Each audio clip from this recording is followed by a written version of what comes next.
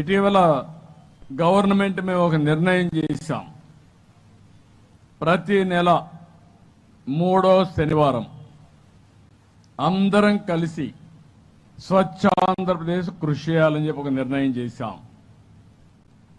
3వ శనివారం ఏ ఆఫీసు పనిచేయక్కర్లేదు, ఏ పిల్లలు చదువుకోవాల్సిన పని లేదు. అదే మరి మీరు కూడా వ్యాపారాలు చేసేవాళ్ళు కూడా ఆ రోజు కొంచెం వ్యాపారం తగ్గించుకొని స్వచ్ఛ ఆంధ్రప్రదేశ్ పైన శ్రద్ధ పెట్టండి. అందరం శ్రద్ధ పెడదాం. ఒకే ధ్యేయం, ఒకే ఆలోచన, ఆంధ్రప్రదేశ్ని స్వచ్ఛ ఆంధ్రప్రదేశ్గా తయారు చేసి భవిష్యత్తులో అది ఒక లెగసీగా తయారు చేసే వరకు దీనికి మనం ప్రాధాన్యత ఇవ్వాల్సిన అవసరం ఉంది.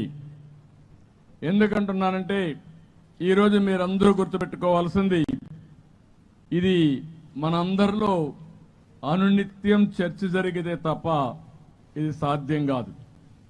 మామూలుగా అలవాట్లు ఊరికే పోవు. అందుకే మన పెద్దలు చెప్తారు, కొన్ని జనరేషన్స్ కష్టపడితే తప్ప మన అలవాట్లు కూడా మార్చుకునే పరిస్థితి ఉండదు. అలాంటి జరగాలంటే మనలో అలాంటి చైతన్యమే కాకుండా మనందరం ఇన్వాల్వ్ కావాల్సిన అవసరం ఉంది.